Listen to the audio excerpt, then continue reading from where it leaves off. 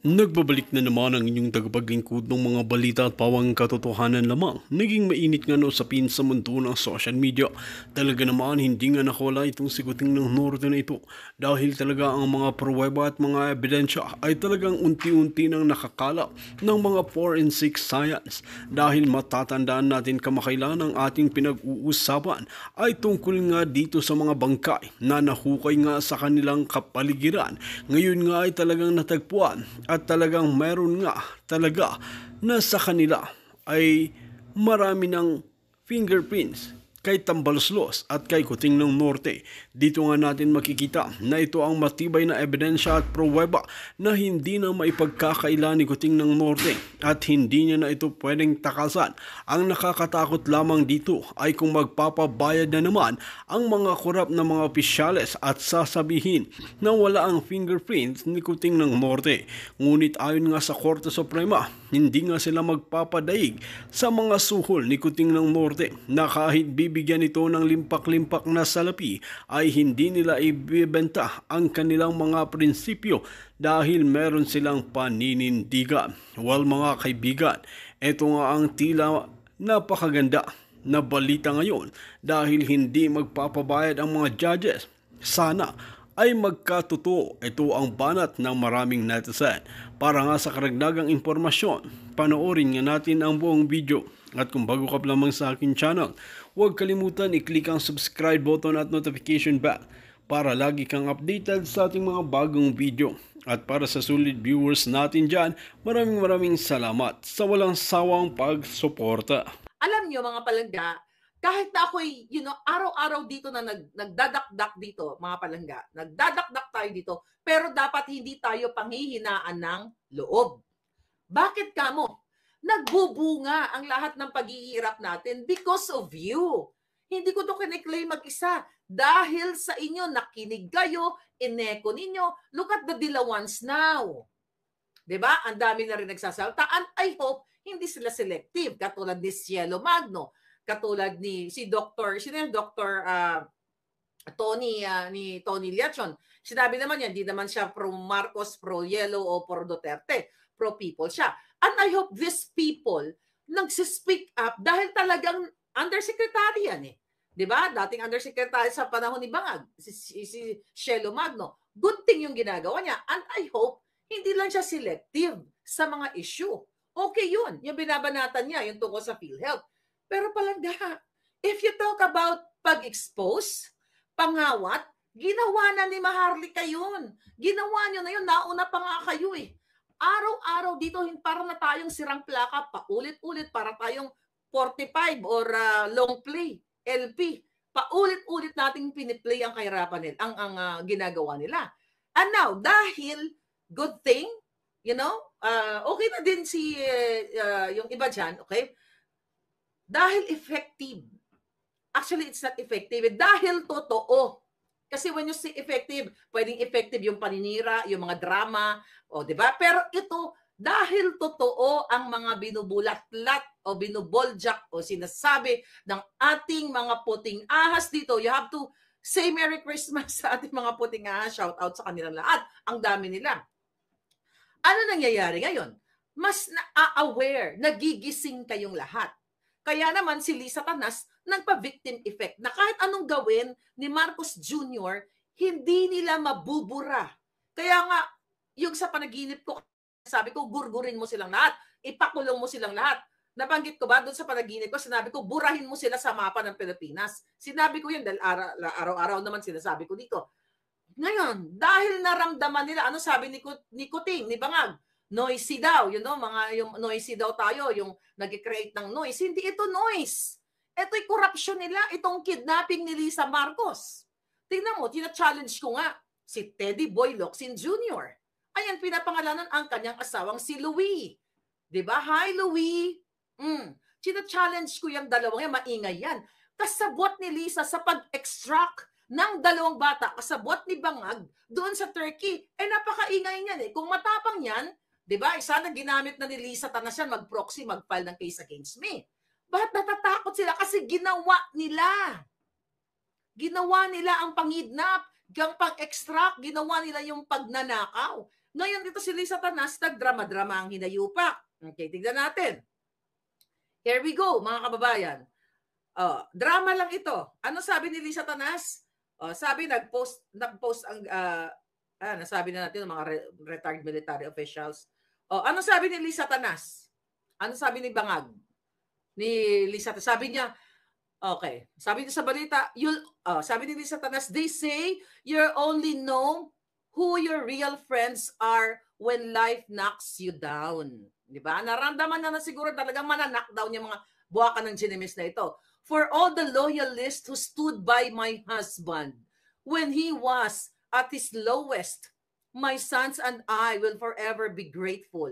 Your kindness, love, and unwavering support gave us strength when we needed it most.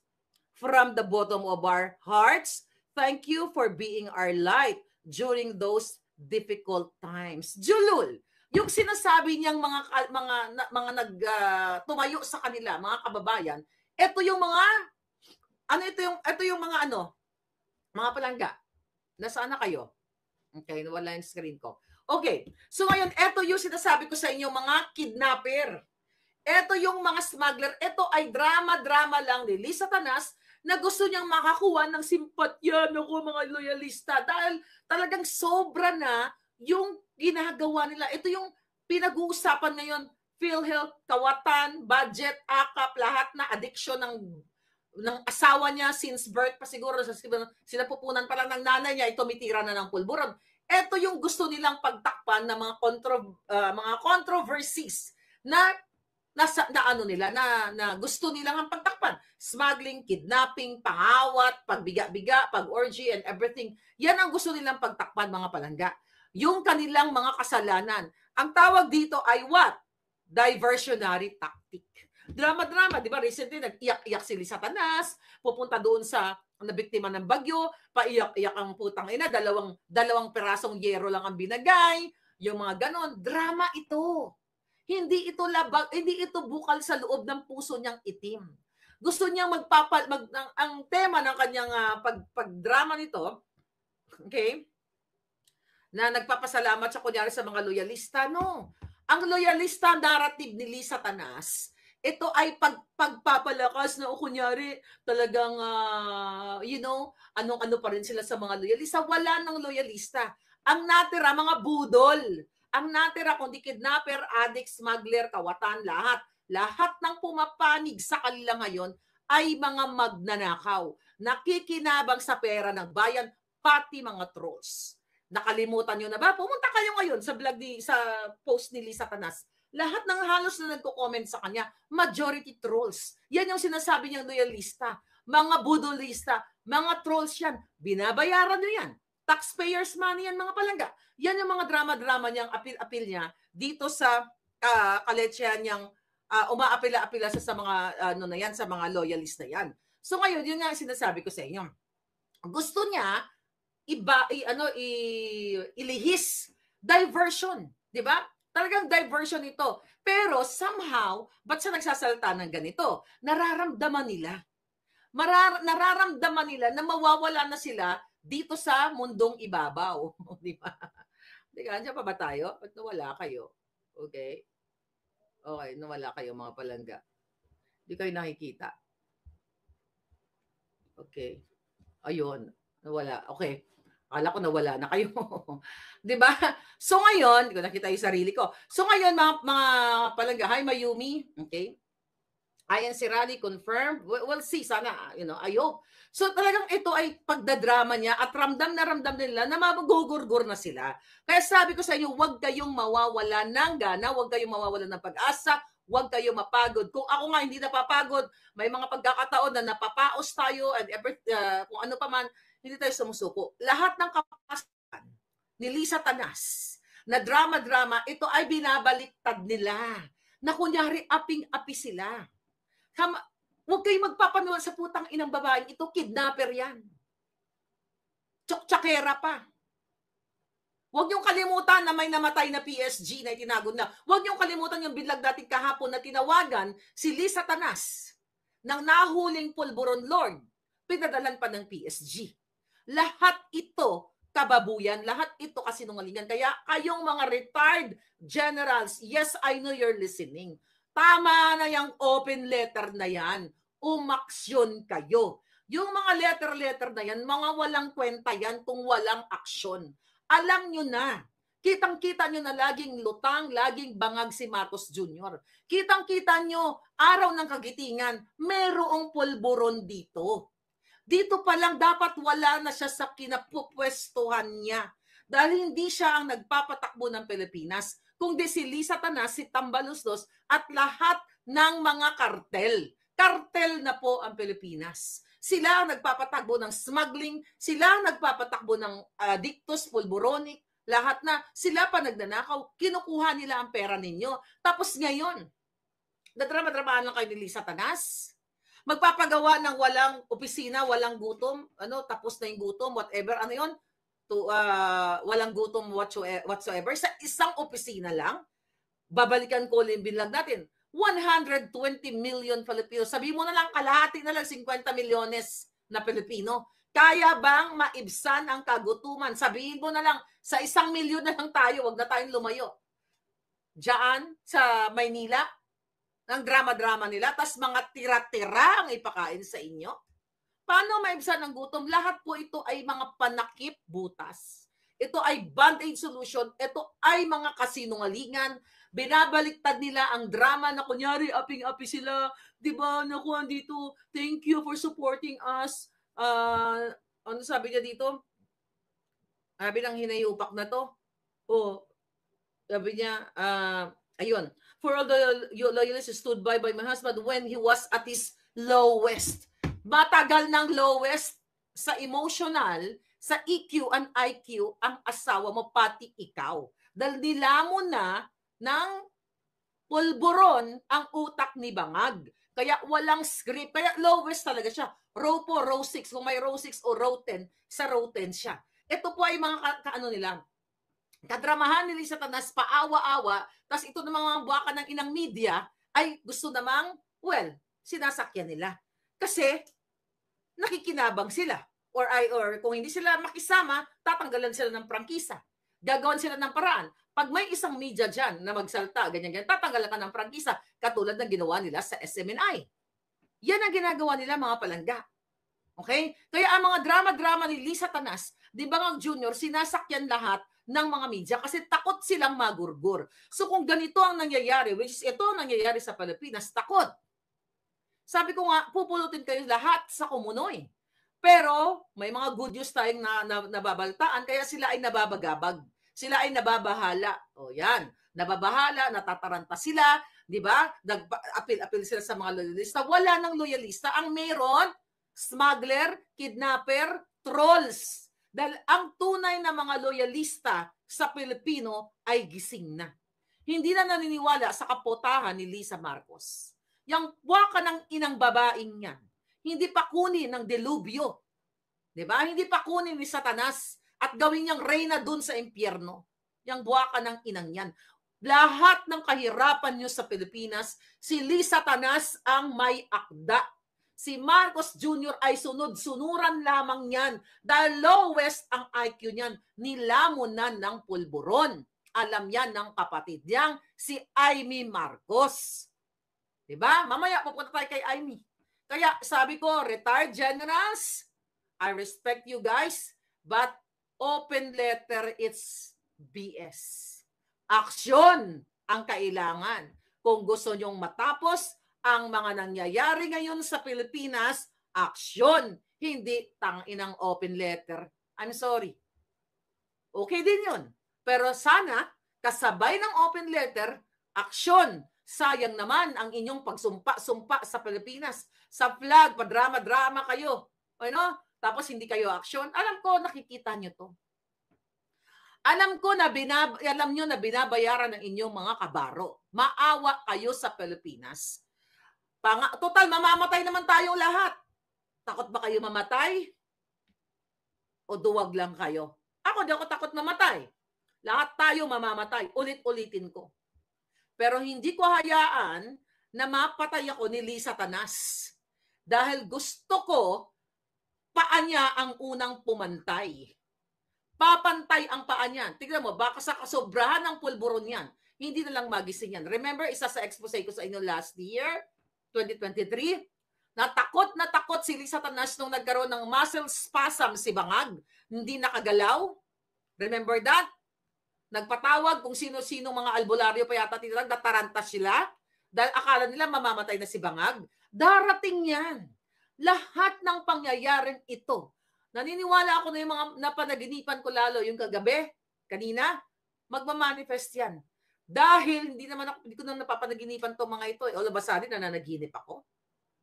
Dahil ito ay nangyayari sa Pinas. Hindi man magurgor si Bangag Jr. ng sino mang tarpulano, magugurgor sila ng natural. O natural eh. Kapag inutusan ko na si Satanas, kung pwede ko lang ustusan si Satanas na kausapin ko. Iprenda ko muna yung sarili ko kahit isang gabi lang. Hoy, Satanas, iprenda ko yung sarili ko sa'yo. Gorgorin mo lang ang mga buwaka ng inang tughungan mo. Tughungan mo si Lisa Tanas at si Bangag Jr. ng 1 toneladang pulburon para hindi na magising. Yeah, kung kailangan ko iprenda kay Satanas, ang aking alindog isang gabi lang at magurgor ng mga buwaka ng inang ito, ipiprenda ko at tubusin nyo na lang ako. Okay? Right? Etalina, yeah. Dito, gurgur, masama gurgur lang. Ngayon, mga palangga. So, ito yung mga nangyayari ngayon. Itong mga kajotan ni Lisa, mga kasinungalingan, dahil effective ang ating mga puting ahas. Dahil lahat ng in-expose ni Maharlika ay nangyari. At kahit po anong expose mo, kung ikaw ay magpapabricate ka lang ng istorya, naisip mo lang ganito, ganyan, hindi yan mangyayari kung yan ay fabricated story. Unless na lang ilalagay mo sa pelikula, fiction o whatsoever. Pero ang nangyayari ngayon ay mga expose natin last year pa.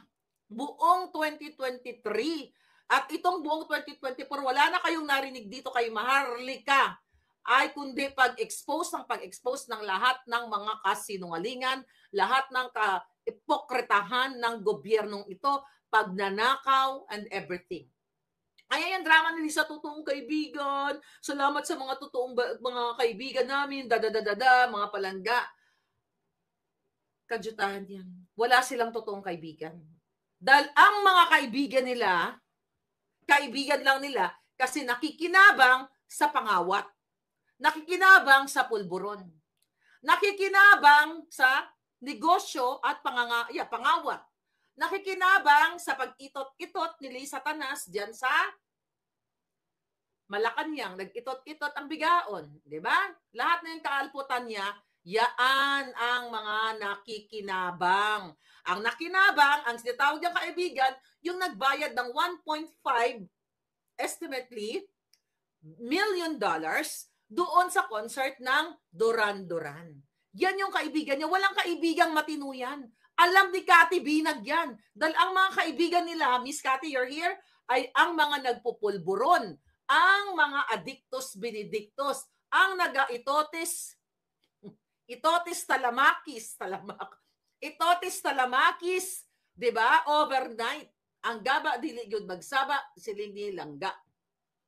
Yes, Auring. Thank you palangga. So ito yung sinasabi ko sa inyo, na dapat ninyong pag-isipan kung anong desisyon ninyo sa buhay niyo dyan sa Pilipinas. Anong klaseng leader na mayroon kayo? Sumagot nga kayo.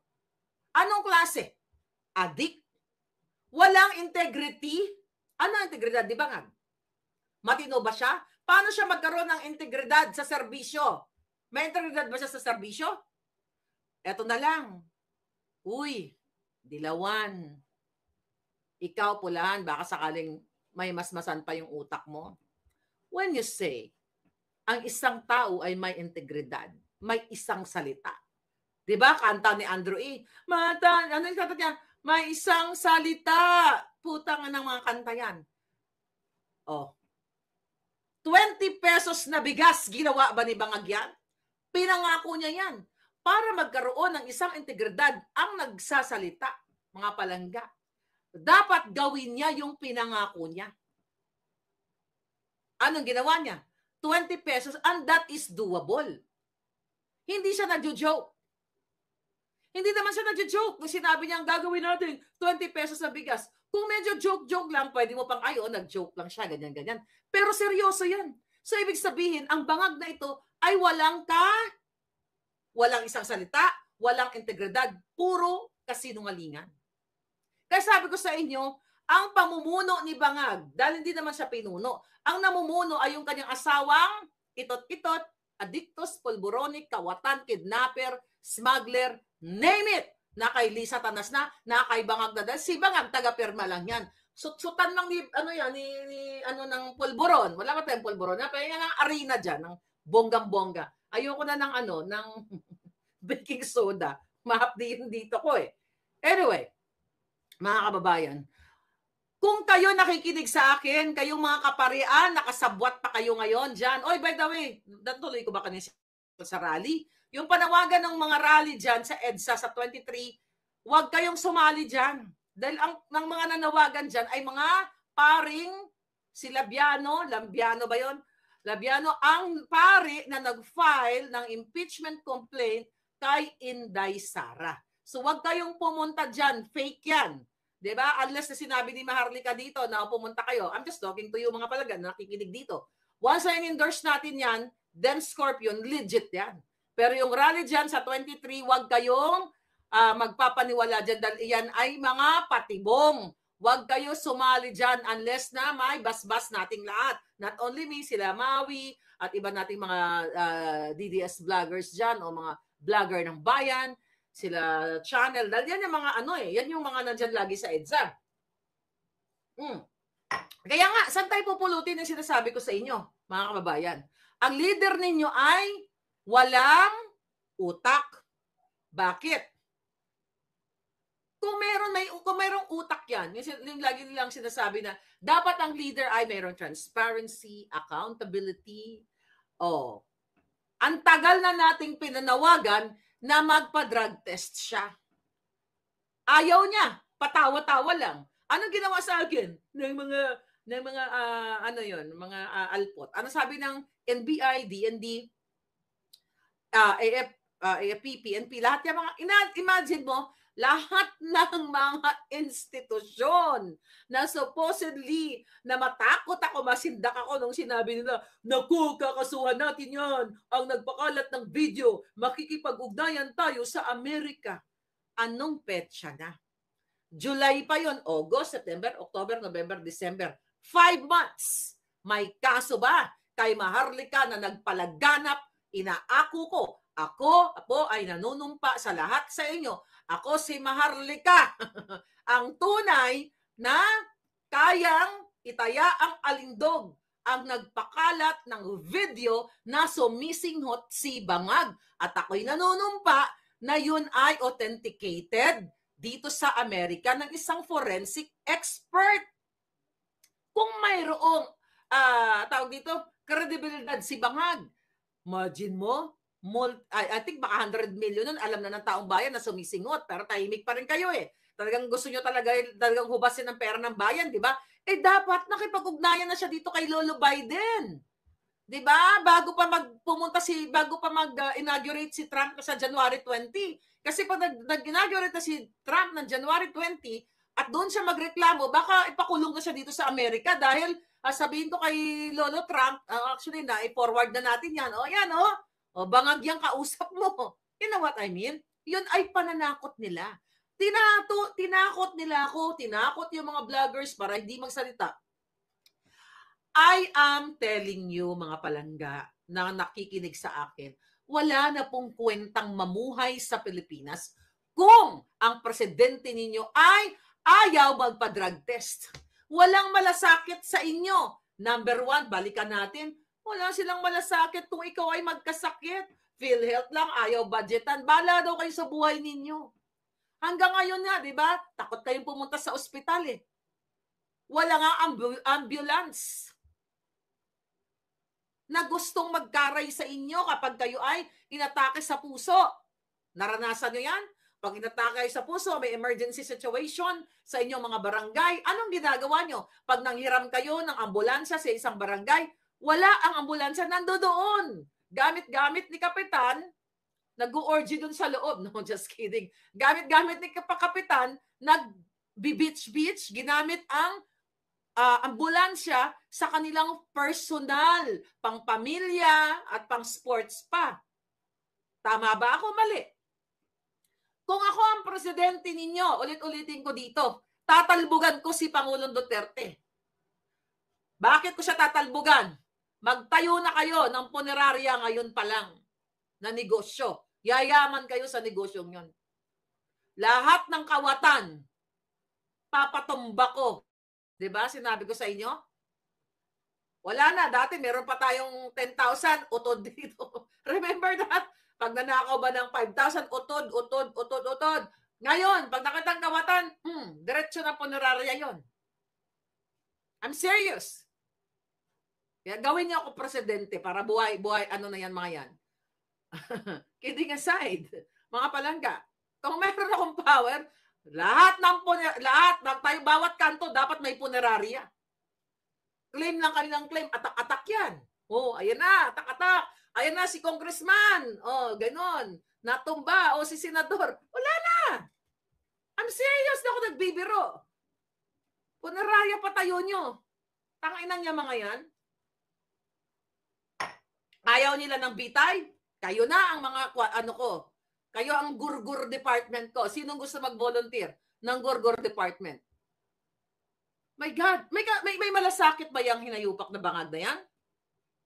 Ulit-ulitin natin. Yung health issue. Kawawa kayo lahat. Lalo na yung mga mahirap. Even kayong mga mayaman. O mga middle class. Ano sabi ko sa inyo? May kaibigan ako nagtrabaho dito. Hindi, nagtrabaho. Nanirahan dito. Amerika, mga PhilAm na yan. Nakabili ng 2 condominium dyan sa BGC. Napuntahan ko pa. Nung umuwi ako, ng 2014 or 2016 ba yun, nakapunta ako dyan. Nagkasakit sa Pilipinas. Mga 2-3 buwan lang yung pinagbentahan ng kondo, ubos. Ubos. Dahil nagkasakit. Yung namatay na nga yun si kuya namatay na. Ubos. Kasi walang maayos na healthcare sa atin sa Pilipinas. Pag pumunta ka sa pampubliko na pwede ka namang gamutin, sinika-sika ka lang. So ito yung gobyerno niyong bangag. Nung panahon ni Duterte, hindi man nagurgur ni Pangulong Duterte lahat ng gusto kong gurgurin. May nag-improve. You cannot zero out. Kaya nga pag ako ang naging presidente, wag niyo akong tanggalin. Ako na tatalunin ko lahat ng diktador. Pero in a good way. Huwag niyo ako tatanggalan. Hanggat buhay ako, uubusin ko silang lahat. Kaya sabi ko sa inyo, ngayon pa lang magpa-register na kayo ng punerarya business niyo. Punerarya business, yan ang gawin natin. But sa seryosong usapan, mga palangga, ano ba sitwasyon ng buhay niyo ngayon? Diba? Puro na lang nakaw ang laman ng balita, Marcos versus Duterte. Buray na natin yan. Sige. Burahin na natin ang mga Marcos.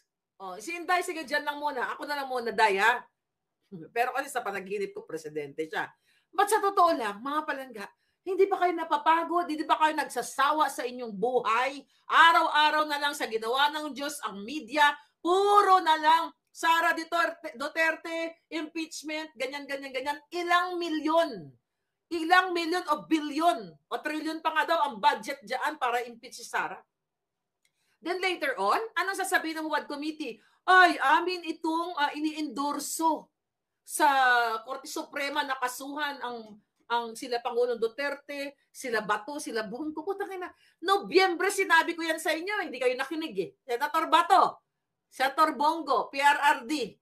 Sinabi ko yan, PRRD nakinig yan. Sinabi ko yan, November 18. Hindi ko makalimutan yan ng date na yan, nang in-expose ko. Na kayo ay tutugisin ng mga buwaka ng inang bangag. Diba? So yan ang nangyayari sa inyong araw-araw.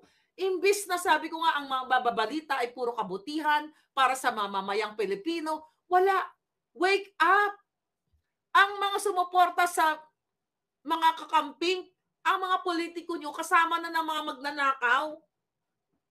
Tingnan mo si Sharon, nag-akap-akap, nagbigay-bigay kay Kiko. Machi, nag-post-post ng mga ex niya.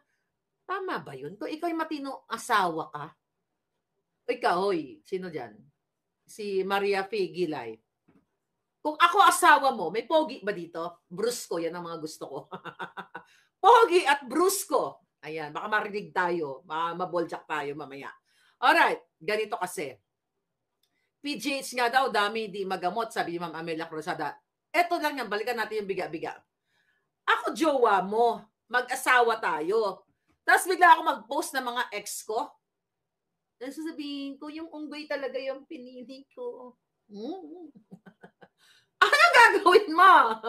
Punta ka na, tapos mga pogi yung mga ex mo, gawin mo sa akin yan. Kunyari, ako yung babae, mag-post yung jowa ko ng mga ex niya.